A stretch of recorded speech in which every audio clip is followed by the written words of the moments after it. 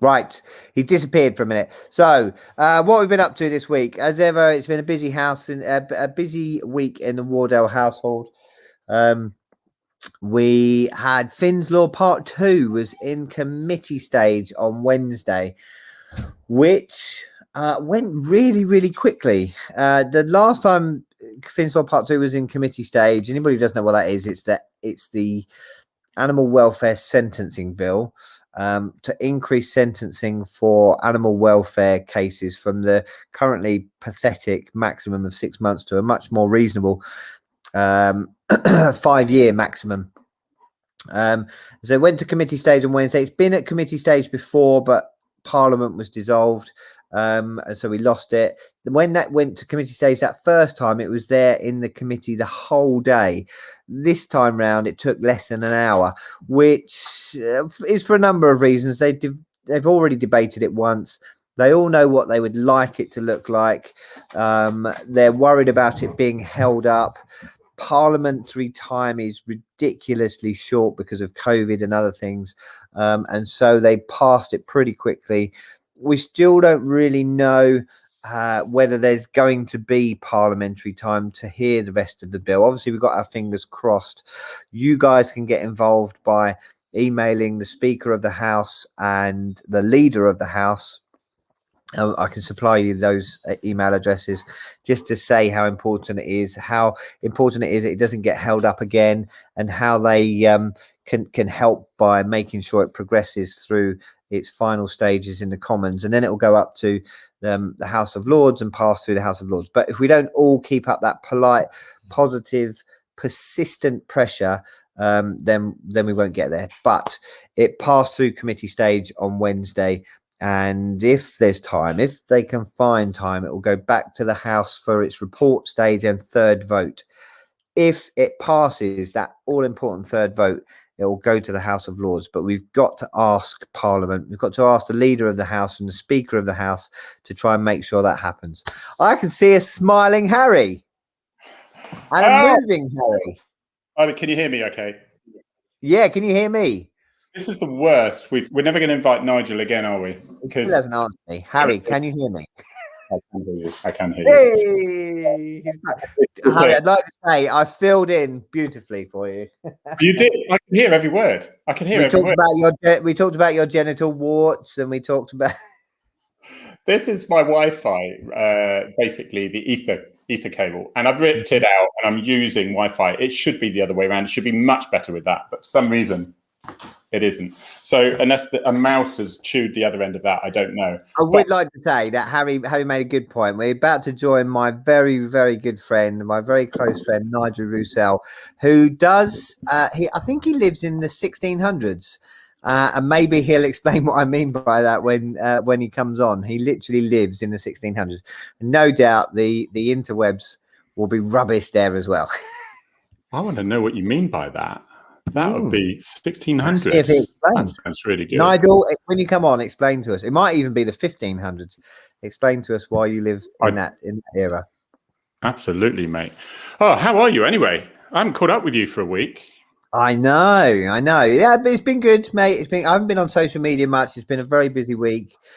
Yeah. I'm just giving everybody an update on Finn's Law Part 2. I won't go through it again, but I'll update you on that, Harry, later. It's really good news. I was hearing you. I could hear everything you said. Yeah, and you said, "Oh, I can have much fun while he's not listening," but I could have heard, so it was even better. So we've got to keep pushing. So for that, otherwise it will just lose time. It will run out of time again, and then we'll have to wait for the next session. Lots of dog training. I had a retired brood bitch in for some one-to-one training today, which was incredible. This guy has never had a service dog before, and so you just need to match her training for what she likes and what she does. But she was incredible, so that's good. Anybody got any dog training? Question from Billy there. Relevant. Where can she get those? Yeah, we'll put it on the Facebook page. Yeah, definitely. I think we might have shared it on Twitter in the week, but we'll make sure it gets on there.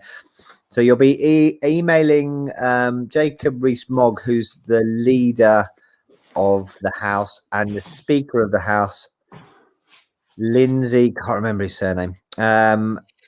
Yeah, just they know lots of MPs have approached them, but I think if we can get together and all email them politely and positively and say, "Come on, let's do this," then I think we'll get there. Yeah. Everyone's very keen for it to happen. It's just circumstance just keeps getting in the way. So yes, there we go. Lindsay Hoyle, thank you very much.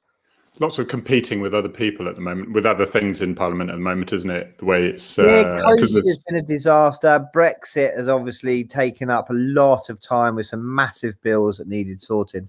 And COVID got in the way as well. So we'll get there. We'll get there. For as well as Jupiter, what's the? Oh, it moved. What's this one? Just a quick question while we're there. Was it going to come up, Dave? Why do American cops use general? Oh, are those general service dogs? Have they got there for drug searches as well? Yeah, funny. Someone, I don't know if it was you, but someone sent me a question about that in the week. So in this country, we've decided not to dual our dogs in that way. That we do, our dogs do dual work, but so the GP dogs will do dual firearm support work, and some of the specialist dogs do dual work as well. But we've decided to keep those two separate. So the searching, unless you're searching for a person, but the searching for stuff tends to stay with the Labradors and Spaniels. I like it that way. I think it's very good that way. The use of those police dogs in America for detecting drugs has come under a lot of scrutiny recently. So I think even if we were to consider doing that, we'd have to wait for the findings of that to sort of come undone. But I think the way we do it in this country is right for us at the moment. But who knows what will happen in the future? Cool. So thank you. I don't know how you pronounce that. Demeter? Yeah. Would that be? It's a nursery. Thank you for your comment. No, anyway, Very it's really lovely to get children involved like that as well. So, should we talk about Nigel? Is it Rousell? Nigel Rousell? Yeah, Nigel. Yeah. Well, do you want to introduce him, or do you know anything about him? Or Yeah. And you like him? We do the embarrassing stories first. So yeah, when we set up the green room this time, we had to make sure that there was no full fat Coke or sugary sweets in there. I met Nigel about 12 years ago. Incredible guy, lovely guy, full of energy, bounces around all over the place, bounces off the walls, amazing dog trainer, probably ahead of his time 12 years ago when he was working at the Surrey Police Dog Training School. And I kind of I fell for him, fell in love with him. He's such a lovely. I'm getting jealous here. You know this. I'm getting jealous. Mate, sorry. You know, he's such a lovely guy. He really helped and supported me through my course with Finn. He was our instructor when Finn and I first got together, and he really showed me how to get the best from a dog by using a dog's strengths and natural instincts rather than just jerking a dog round on a check chain. So without further ado, I'd like you to introduce you to my very good friend Nigel Rousell. Hey. Hello, Nigel. It doesn't get much more embarrassing than that. So thank you very much, David. Is that his microphone? Can you hear that, Dave? It's a very crackly one. Yeah, you sound like a Dalek. Yeah, you sound like a Dalek. Give it another go. Could be my internet. That's what's back here in the 1600s. Yeah. It is the 1600s. There we go. I told you. We'll see if it gets better because it's quite loud. It's quite strong, that is, Nigel. Just see if we can improve it. Make sure your connections are right. We talked to you earlier and it was fine. Yeah. Before, Dave, when we were checking the line and things, my microphone, I had to, again, it was a software glitch. The microphone was fine, but I had to shut everything down and start it again. But you were fine, Nigel. Talk again. No. Yeah, okay. Can you hear me now? Yeah, I can, but it's like a Dalek. It is like a Dalek.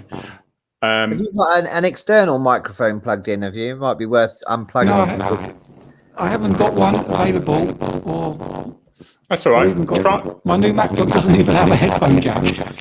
Oh yeah, we got a new MacBook actually. I think it's just going to be ready.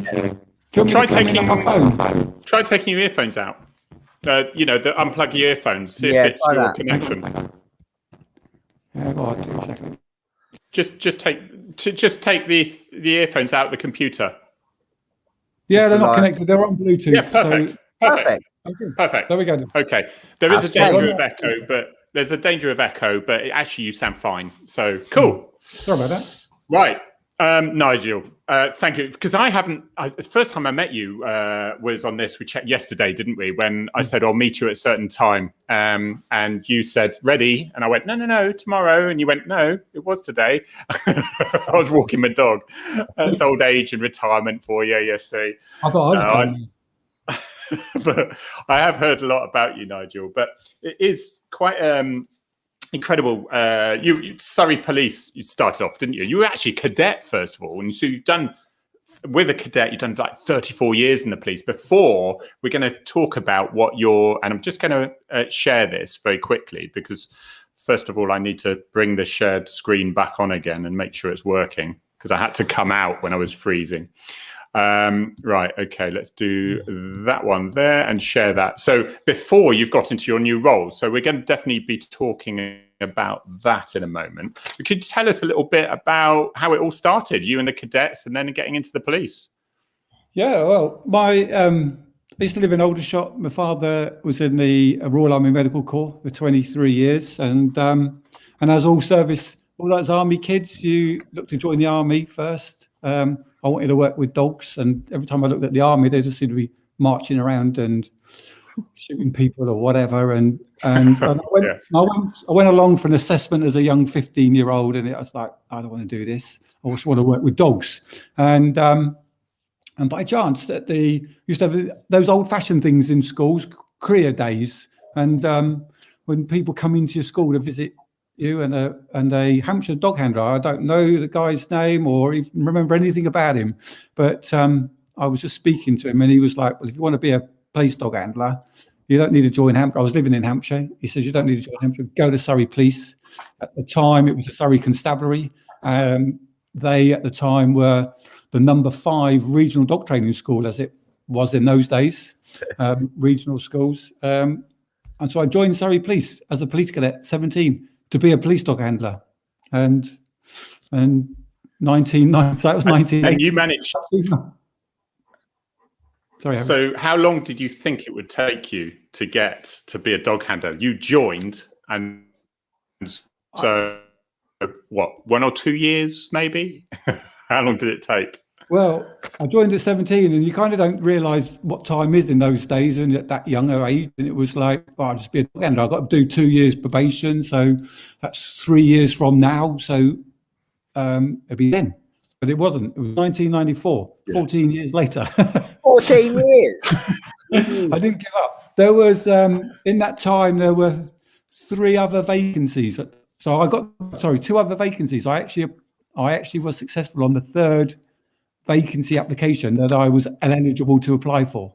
So out of probation, between out of probation and those 12 years, there was 3 vacancies I could apply for. So dead man. I don't know what it is with dog handlers. They just they don't die, do they? I think part of the reason as well that we struggle with budgets and stuff like that is none of us ever go for promotion. We join, we love what we do, and we don't go for promotion. So very rarely are there any senior officers who have been dog handlers, because we just don't do it. We stay there until a bit of our body gives up, and then we retire. Because you took that introduction was very similar to yours, Dave, wasn't it? You knew you wanted the dogs straight away as you joined, and mine must have been disheartening to be rejected. I was a little bit like that with traffic. I wanted the fast cars and the guns, and I didn't get through the first time. I was absolutely distraught, And then I see police officers now with the ARVs. They're like really unhappy because they didn't make the paper sift 2 or 3 years in service. And I'm thinking, what you could do for the rest of your careers, You really need that foundation. So in fact, I bet you, Nigel, do you think even that delay, perhaps not quite so long, but if you got on too quick, you need to be a top copper first to be with a dog? I think so. Yeah, 100%, Harry. I think it's, there's so much responsibility comes with being a dog handler that's not necessarily known. You turn up at an incident, and there's that expectation that the dog handlers come in, whatever carnage is going on is going to be eased, because this person's going to have the experience and the skills, as well as being a dog handler. Senior officers lean heavily on you as at a scene for guidance and operational tactics. And if you haven't got no experience or limited experience, it makes it difficult to project that confidence, I think. Because I find that some people, if they're out of, we all know, if people were out of because of their health or whatever, they're out for a long period of time. They come back and think, oh God, I'm going to have to be tutored again. I've forgotten everything. The paperwork's changed. I said, it doesn't matter. You could have been missing 2 weeks and you have to relearn everything, as well. But what it does give you is that confidence, because you know who to ask, you know the basics of policing, and that gives you the confidence to go and do that. And I think if people get in too early, they're just they're not so three-dimensional. I think you've got to be a copper first, haven't you?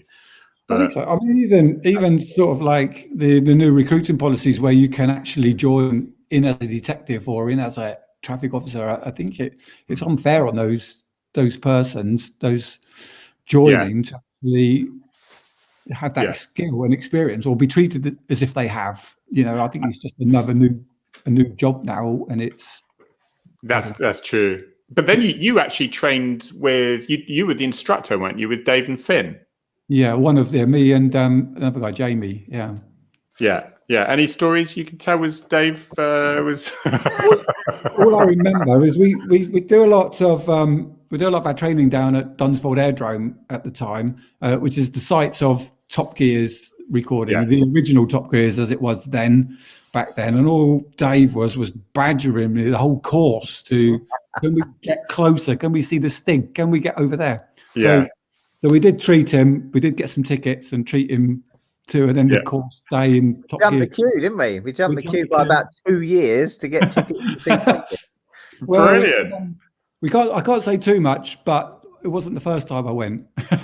Both you two, a question from who I know, Demeter, who I now know is pronounced well, unless I've spoilt it that time, is as dog handlers, is there not a level of worry that your dog might get injured at all? I imagine, because they have quite an active life, don't they? Like people, I suppose, they twist a muscle and stretch a ligament or whatever. Well, I think it's probably more, that question is probably more around the use of force against them, really, which obviously Dave's probably a bit more of a worrier about that now than I potentially was. I was a bit more, as Dave said, if I did some cans of red Coke, a full fat Coke and Haribo sweets, then everything was game on, and I was a bit crash bang, and I didn't worry too much really what the consequences were. You've got to, Dave, you've got to highlight now. Why is he 15th, 16th century as such? I mean, Nigel, are you happy to tell us why you live in the 16th century?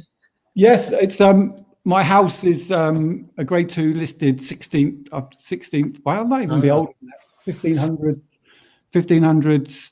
Built when before Henry VIII was alive, I think. See, the Americans love this. If there's any Canadians and Americans, they do listen to this. I'm sat in a new bit now. So, Dave, when you were last here, I'm just going to turn around. So this is the outdoor seating area here. Oh, right. Nice one. Where we used to sit outside. Yeah.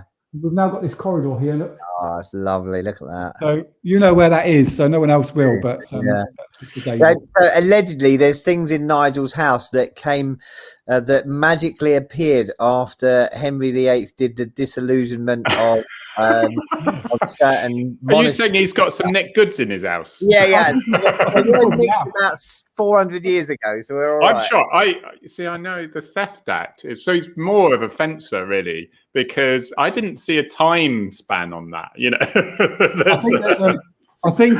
I think if you actually find, Harry, that the Theft Act came in 1967, this was actually before then. Oh, okay.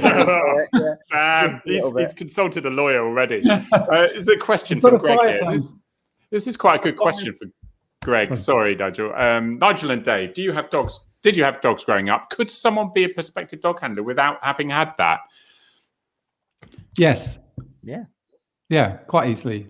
Yeah, you don't have to have come up through the ranks as a child with a dog, I don't think. In a way, do they have bad habits if they have, in a way, that you've got to get rid of?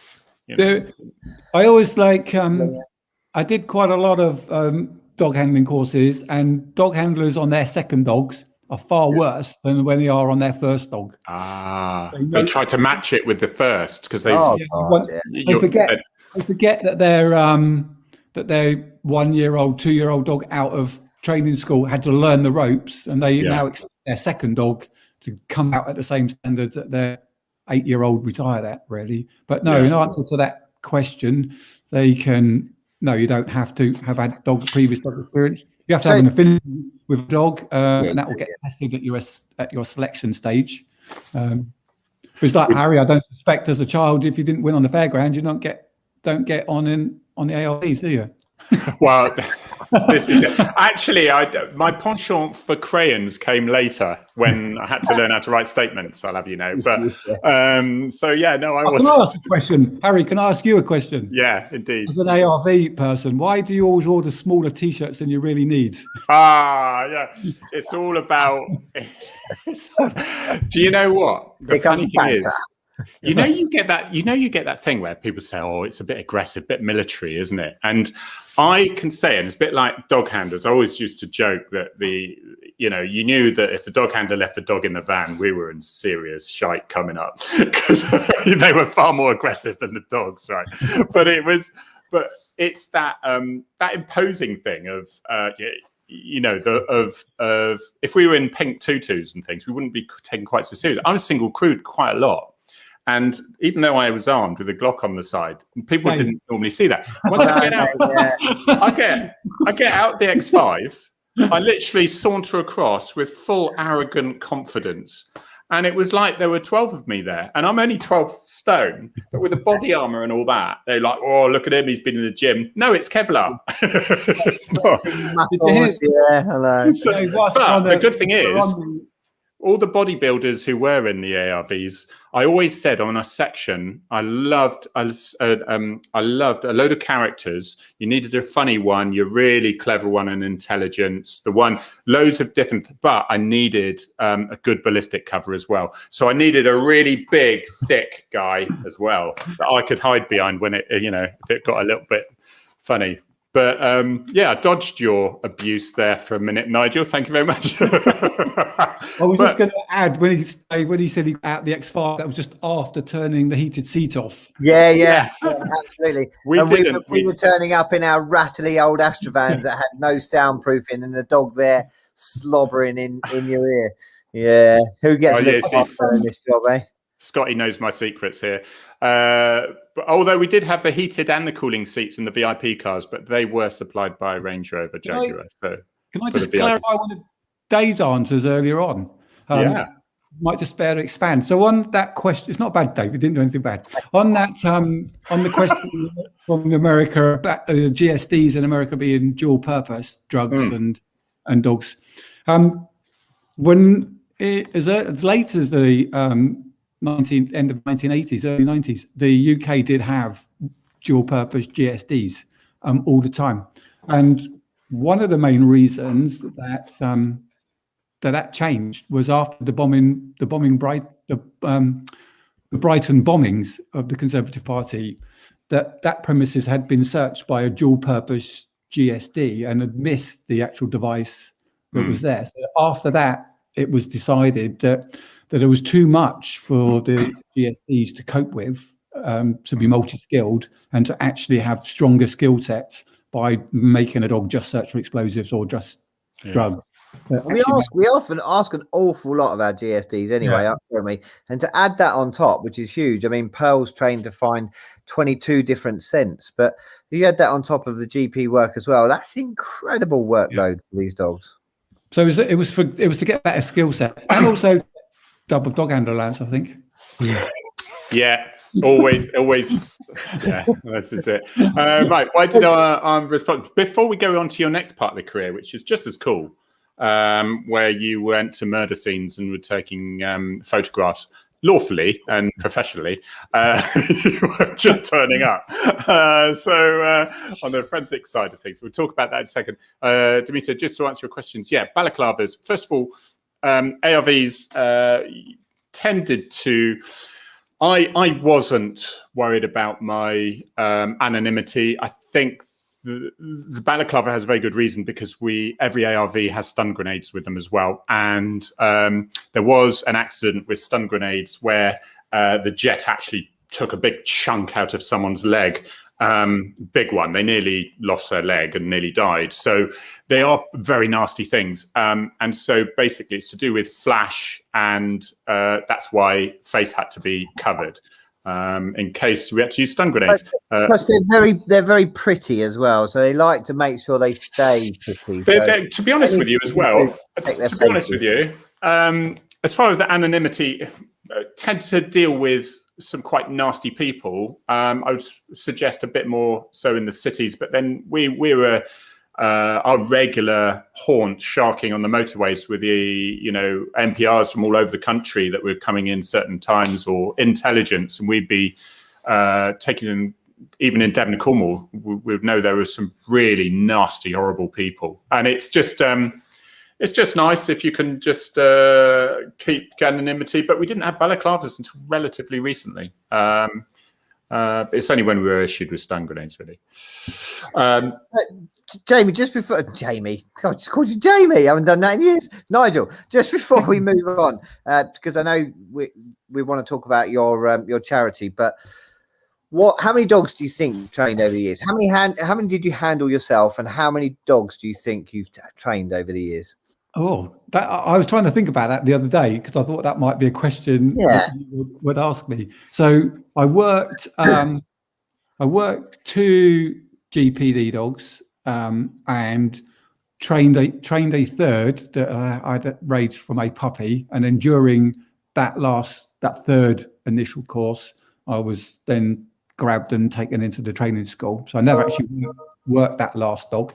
I 4 different drugs dogs, and also had, and this might interest you, Harry, also worked a non-compliant tactic person's dog, as we gave it a fluffy title. But as I'm not in the fluffy brigade anymore, it was an attack dog. Yeah, an attack dog, right. And that was to work with the ARVs and the firearm support teams, based around the fact that was pre-taser days. So there was that bit of a gulf between your weapons of choice, from between the plastic bullet, the baton round. So basically, a little bit like a missile. Once it had lock on, it was very difficult to pull it off the target. Is that right? So as you know, with the GP dogs, that they're taught to stand off a person who gives themselves up and causes confusion and everything. So we just had.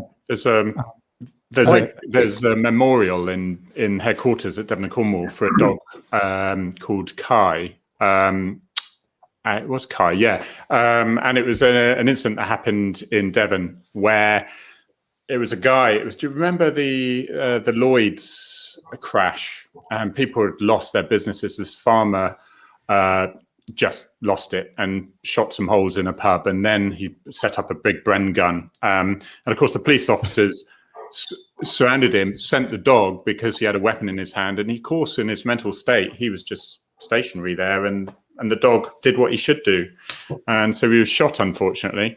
But they did. The ambulance took him to the vet, which was cool. That was nice, that they did everything they could for him. But so we thought about attack dogs in Devon and Cornwall a long time ago, and we realised because we were so far, we would need too many of them, and you wouldn't be able to use them for any other purpose. You couldn't take them around the schools to pat the nice dog necessarily. And by the time we'd got the dog from one side of the force to the other, because it would be in the opposite side, they decided it just wasn't worth it.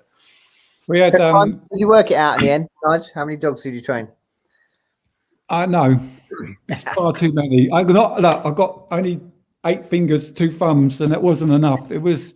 I was in the dog training school 2004 to 2011, and all I did was GP initial courses, and I did them for several years back to back. So hundreds. Yeah, got to be a lot. Got to be a lot. Come back to dogs because people love the dogs. But what about your crime scene? Were you a crime scene manager or civilian? Crime scene photographer. So I retired 2011 as a dog handler, dog instructor, constable, and then rejoined as civilian in our photography department. just as a processor and printer at that stage, but a vacancy came up for a photographer, which I applied for and got, and I spent probably 2.5 years as a crime scene photographer until the merger with, the collaboration with Sussex Police, who had a different style of working, and we adapted theirs. And the photography department, the photographers in the department were retrained or retired. Yeah. And then all of a sudden, having spent all my life working outside, I was now indoors training other people to use cameras and photography, and I got a bit claustrophobic and I left again. It's not good for a dog. Not good for a previous dog handler to have an office job, really, is it? You mentioned it earlier, Nigel, that we used to train at the Top Gear test track. But when you are a dog handler and an instructor, you do get to train in some incredible places, and you do get to see these places in states and in situations that other people don't get to see them. So you can end up with quite an interesting pictures, can't you, on your phone? Or I think you used to carry a camera around, and some of the pictures that I saw that you got from some of the venues we did, factories that have got puddles in the bottom and the roof has gone and you get all the reflections. It's incredible. So you already had a love of photography before you started photographing gory stuff? So photography was a hobby that I was quite keen on and doing. I was sort of doing a few weddings for friends in the office and on the section and stuff like that. So, and it was quite interesting. And obviously I'd been there a long time. So all of a sudden I'm now a new boy in the photography department. And even when being shown around, it was like, hello, Nigel. It's like, how do you know this person? And it's like, because they don't really, they're civilians in there. They haven't really met me before as a dog handler, because they obviously come along after the dog handlers or after the job's been secured and what have you. But that was interesting. Forensic postmortems are completely different to ordinary postmortems. I've been to a few of those, and they take that to a whole new level. And then it was quite you see pressure on your photography work, because when the pathologist holds up his tweezers and goes, "Can you photograph that little bone on the end of here, please?" And you go, "Yep, okay." And he's it was quite challenging, but it was good fun. Yeah, I've probably been to about 20 forensic postmortems, and it was just an amazing little team there. Yeah, busy getting. I found it utterly fascinating. I never really I never got over the smell. The site was fine. The smell I didn't like at all. But it is fascinating, because at that point you're thinking, okay, it's just magical. I remember somebody who'd had a heart attack, and it was probably one of those where we were trying to establish whether somebody had died before the collision or because of the collision. And the guy said, "See that little blood clot there? Yeah, that's what killed him." And you literally see it. It's unbelievable. Well, I kind of found from a photography point of view that obviously I don't want to sort of be too gory or whatever, but on the forensic postmortems, obviously if there's a bruise, you've got a bruise on the outer skin, and there's a bruise on the tissue underneath, but there's also a bruise under the skin under the inside as well. So for every bruise, there's kind of 3 sites really, and it's that sort of detail that was quite eye-opening, really. But, But then you said you got claustrophobic. So was that when you decided enough's enough? And how did you get back into dog training? Did you finally let go of the police and move on to the 1600s, or what happened? Yeah, so that was sort of around about 2014, and I just retired again. I kind of thought in my head I was just left, and then I just took up a little bit of a part-time job driving minibuses for Help the Aged, and that was just a good bit of banter with some. I can only imagine the elderly people that I'd love to have been on that bus. I will be soon. Yeah, it was quite eye-opening, because they come from a generation where they say it as it is, really. And it was quite, it was quite eye-opening. I thought police officers were quite risque in some of the stuff that they don't care, do they? I suppose it matters if you're 80. if you're 85, 90, like a lot of these people, do they really care who they upset? Doesn't matter. No, it must be freedom. I was like, this is like, if you sort of think like today's modern world is about challenging behavior and thought process and spoken word, there was like, I said, right, whatever stays in this, whatever happens in it's got to stay in it. And I did that. And then just that takes me up nicely to the charity, because 2015, I saw a Facebook post for a trainer wanted for a new charity that was starting up on the South Coast. So I threw my hat into that process, and fortunately became one of the first 2 dog trainers. There's 2 of us were employed at the same time or volunteered at the same time to start the training for Service Dogs UK, a charity set up for dealing with war veterans and emergency services veterans suffering from post-traumatic stress disorders. What sort of services do these dogs offer? What they're a lifeline, aren't they? I mean, we've had chats about them, but what is it they actually give to the handler? It's firstly that the person needs to be clinically diagnosed with PTSD. It's not just something that they label themselves with. They need to have served in the British Armed Forces or the Blue Light Services, just to throw an umbrella over it, a net over it quickly. But the dogs give them that sort of increase in patience, increase in impulse controls, gives them the confidence to go out and do stuff. It reassures them, improves their sleep. Improves their sleep. Go on. Reduces anxiety, lowers the blood pressures, all of those kind of well-being stuff that dogs can provide. Oh, that's my 2 current dogs, those 2. That's good, actually hit. That's Patch and Bella there.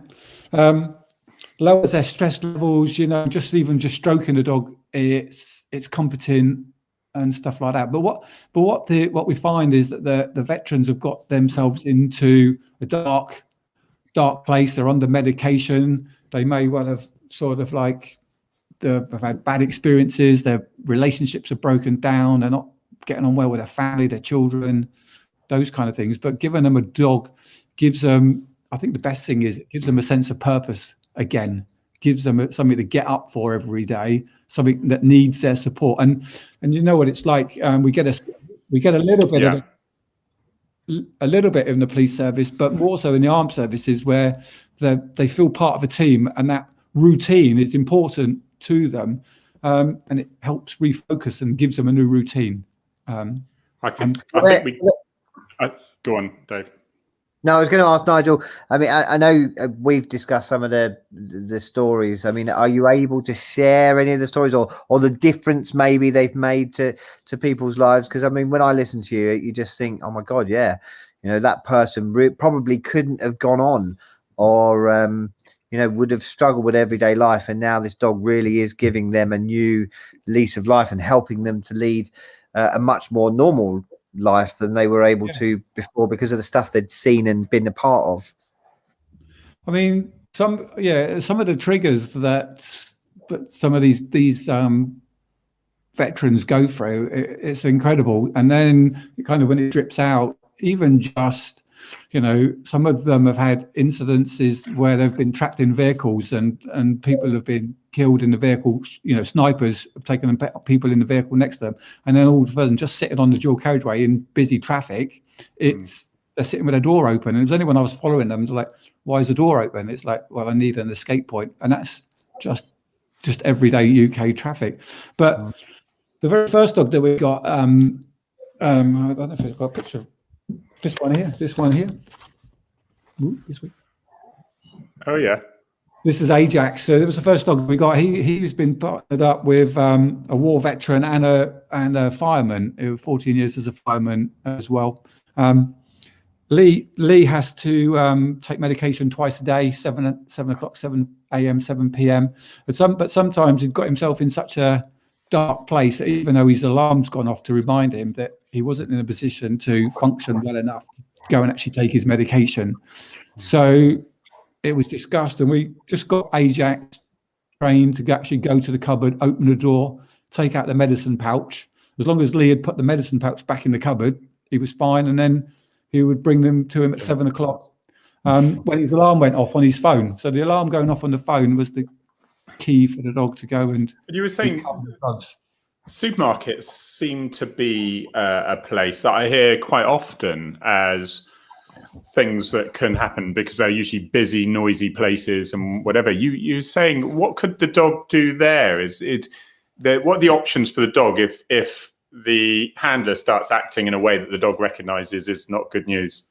So some of the things that they've started having triggers a little flashback. They start to kind of the easiest label is to say that they start to disassociate from everyday life, what's going on around them. They can just become fixated and staring at a point on the shelf because that's the best thing to do. And they're starting to just wander off and become a bit agitated. So once a dog's been too long in a static position, we'll encourage the dog to nudge in and nuddle into the hand, or just jump up and put the paws on to the veteran, just in order to sort of not knock them out of it, but just sort of like trigger behavior again so that they can ground themselves back to today and bring them back from wherever they've gone.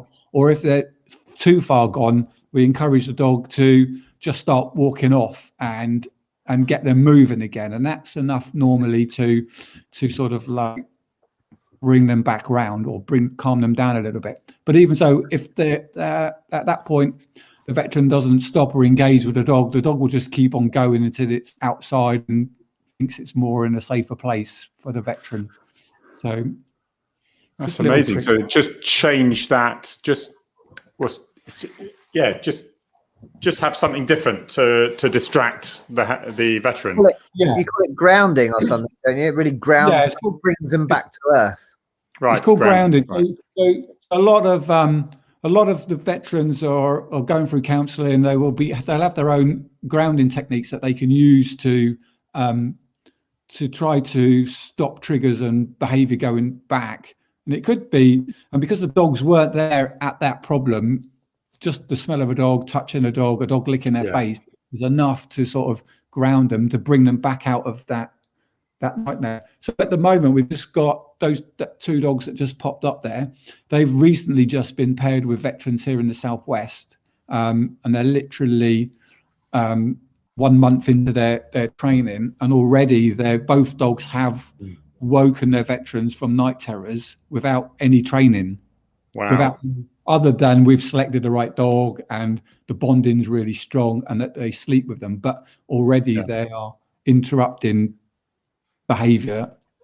Amazing, incredible, isn't it? And is that, I mean, do they have formal training on what their veteran smells like when they're having a nightmare, or is it just they're looking for the body language to say they're having disturbed sleep, or how's it done? Because I know there is work being done into whether when you're having a nightmare, do you give off different smells and stuff? Yeah, that's so there is a potential to, as you know, that to gather a scent from an individual and then train a dog to find that scent. And there's pros and cons on both sides of that argument. It's in order to simplify the training, that's quite a complex training to actually train.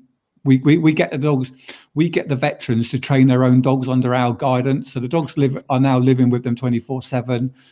I see them twice a week, and we give them stuff to learn and train. And we felt that that's quite a complex thing to train search technique for them, to get the dogs to recognise that scent for them. So we kind of try to just simplify it a little bit, in as much as that they will go through sort of like, if you was to enact yourself having a nightmare, reenact that, you'd be making some noises, you'd be thrashing around, being a bit uncomfortable, jiffling, and we kind of get the dogs we can practice that quite easily and we can get the veterans to practice that at home a lot easier than being a bit more complex. So the dogs are looking for that change in behaviour. And no doubt, I would imagine over time, if that happens enough for that particular veteran, then the dog will start to pick up on the other stuff as well. That so maybe slightly before that. We find that they start, so that sort of like pre-sweating bit beforehand is a pre-indicator that the dogs will start to pair up naturally with it, but we don't have to worry about the complexity of trying to gather that scent and then keep it safe and then and all that sort of stuff. And all that sort of stuff. And yeah, but yeah, I can see it work both ways. Getting the veteran to be involved in the training rather than just going, there you go, there's your dog, this is what it's going to do. Yeah, that's what I thought. Process really help the veteran too. But a double-sided coin, isn't it? Because then not only do they know how the instructions work, sort of thing. It's pretty much, Nigel, how you said, was it? It's almost like you can learn how to. You're not given a dog and think, well, what do I do? You know, you really do become one. But that's got to be therapy on its own, isn't it? Really. 100%. And I can, like, if I say, point it back straight at Dave and say, if he'd have come up to Surrey Police Headquarters on that day, he'd never seen Finn before in his life, and I'd give him a fully trained dog with an A4 book of commands and instructions of how to work it. Yeah. Would they have any success? No, they wouldn't have any success at all, because there's no understanding, there's no empathy, there's the little telltale signs that the dog, that Dave can read, that other people can't read about his dog. There'll be things my dog would do that Dave would have no idea that my dog was doing that, because it's a partnership that you build up. And that's that's where the veterans, our PTSD veterans, get the benefit from, because it's something that they've achieved together. Yeah. It gives them a much more sense of well-being and ownership as well. Because if you kind of think under the mental health side of it, if you're already in a dark place and somebody then gives you a product that they say is working really well, and then you have no idea you take it home and it does do nothing for you, it doesn't come back when you call it, it doesn't respond to anything, it will just make that person's self-worth and belief even more. Yeah. And they'll be handing it back really quickly, whereas we're building it up really slowly. It's about from the time that the veteran takes a dog home permanently to the time that it becomes an accredited assistant dog is on average about 9 months. So they need to buy into the program. Yeah. It's a lot of time and dedication that they've got to put into it. But it makes for good teams, and as you know, the more bonding that you can put in, the stronger that partnership becomes. And so how long have you been doing this, Nigel? I did 2015 to about 2000, just over about 18 months down on the south coast in Sussex, and then as you know, I moved to the 16th century, whatever it is, and then all that time we've just been trying then to open a second branch of the charity, which is predominantly has been based on the south coast in Sussex and Hampshire, Surrey border, and that little triangle there. So this hub now just opened October 2020, just at that start of lockdown 2. We're there, and we're in a process of opening a third hub in Suffolk as well. So that should happen later in the year. It's impressive stuff, and people can get just put it on there. But servicedogsuk.com, isn't it? I think servicedogsuk. Sorry. .org. But if you put it'll be the first. I found it's first on top if you just search. The first one after all the adverts. Yeah, that's it. And all the abilities to donate and stuff is there. There's one on the screen, but just a quick question for you. So the people that you deal with, do you think they're always going to need something like this, or do you think some of them, they might have one dog and actually it helps resolve a lot of the issues and they may never need a dog again, or does it just depend on the individual? That's an interesting question, Dave. We're just coming up to the point now where the first teams on the programs their dogs are sort of like getting to 7 and 8 years of age, and it'll be interesting to see. I think the dogs will carry on working a lot longer than a working service police dog, for example. And it'll be interesting to see what after that dog gets to sort of like the end of it starts tailing off and not working as well, whether or not they'll need a second dog, or I don't know the answer to that question. I guess, as a charity grows, and no doubt you'll look around the world to see what other people are doing. But, my friend, for instance, he's got a guide dog. It's his third guide dog, and he's probably got another couple of years of working life left, and then he will retire. And normally he rehomes them to people so that he can still see that dog, but he's still blind, so he still needs help. So he will need another guide dog, and then he has to go through that emotional roller coaster. You know, his dog is his world. He's a BBC journalist. He wouldn't be able to do that job and go to London to BBC Centre without his dog. And so he has to go through all that. But so how does that work with someone who's already suffering from, with their emotional mental health when it comes to retirement? I mean, you and I have had discussions, obviously, about Finn and Nigel. Harry was a huge help to me because obviously I never got it diagnosed, but I suffered with stuff that was probably PTSD. Probably still do. And Nigel, we've had some frank discussions, and we've said, Finn is obviously helping me hugely at the moment, but there'll be one day when he isn't there. What are you going to do? How are you going to cope with that? So the same question really for these PTSD sufferers. This dog has saved their life, and one day they might need help through. The plan is there is a succession plan, and they will, if they want a second dog, they will have a second dog, and the plan is probably that will run alongside their service dog as well, because I can't see any of them wanting them to be rehomed. So I think we'll get to the stage where we'll probably have they'll have a second dog, and then hopefully that dog will learn off of the old partners, pick up the skills. That's what Debbie was saying there. Of course, you'll have gaps between the two as well, because you could. Yeah, it's going back to that previous question you put on the screen, Harry. It's probably a good question for Nigel. So I don't wish to upset you or Tracy, but obviously I know that you have recently just lost a dog. Dog who, although she wasn't your police dog, you were instrumental in her breeding and her training. And I think the question was, what's the difference between a German Shepherd and a Mali and those other sorts of breeds? Yeah. What would be your preference? Have you got one?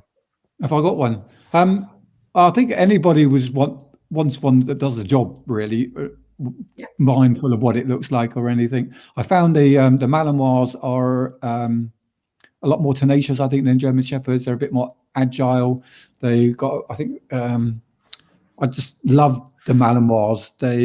There was something I didn't really know about. It was something I had to learn quite quickly on how to train. A slightly different training was needed, but I think and the ones that they trained, they went on to win the police dog national trials and stuff like that. So wow, yeah. We had quite a few in Devon and Cornwall. Loved them. Yeah. I think our question was slightly different though, because I think what is the difference between Belgian Shepherds versus German Shepherds? Is it? There's different colourings and markings. Is it? Because people always do Alsatians still exist? No, that was created by the Kennel Club, wasn't it? They do exist. They're called German Shepherds. Are they? They are the same thing. Because I know it's a bit like. I know everyone's. Nobody wanted anything to do with Germany, so the Kennel Club created this. Oh, is that it? I think they ditched it in about the 70s, but people still say it. It was the late 60s, early 70s. Alsatians were getting quite a bit of a bad press as being a bad dog to have. So it was kind of a bit of a rebranding. It was long enough after the war to actually give the name German back again. That's really cool. In answer to the question, so there are German Shepherds, there are Belgian Shepherds, and there are Belgian Malinois. And the Belgian Shepherd and the Malinois is a bit of a mix of other dogs that have kind of come along the way and created its own little breed. The Belgian Shepherd and the German Shepherd, do look very similar. The Belgian Shepherds are slightly a little bit smaller, and then the Belgian Malinois tend to be short-haired and they're so sleek, aren't they? Fast and tenacious. Yeah, I mean, they're just the majority of handlers have to be quite sharp to keep up with them, really, because they are 2 steps ahead of the game most of the time. Obviously, you were an ARV officer, so you didn't do much work during your career. But what you'll notice if you get me and Nigel in a room together is when we go to stand up, Lots of things crack and crunch and creak, and we I know. I know. You got all your back issues. Well, I'd have back issues as well if I didn't adjust my seat correctly every time. Yeah, bless you. But you know, they have the automated positioning after a while. You know, it should be about a bit of heat in there and stuff.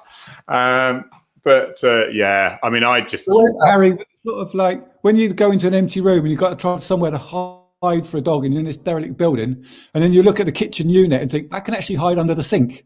And I can get this out of the cupboard. I'm 6'4". I mean, you know what? I've done that. I've done that loads of times with acted, because we'd have live jobs, and the guy's got away in a car or whatever, and they'd say, "Oh, Harry, can you just do? Could you just quick go there, hide and whatever? Because he just hadn't had something in a while. I need him to, get that reward." So yeah. So they'll do a few of those, or on training, I would just crank up. And Dartmouth Naval College was one. They had some empty, and I hid in a wardrobe, and I thought it's fine because I do that with armed response stuff all the time. If you're a stooge, to do check, and you'd be there with a paint gun with a gap, and if they come in and they don't do their arcs perfectly, you just go.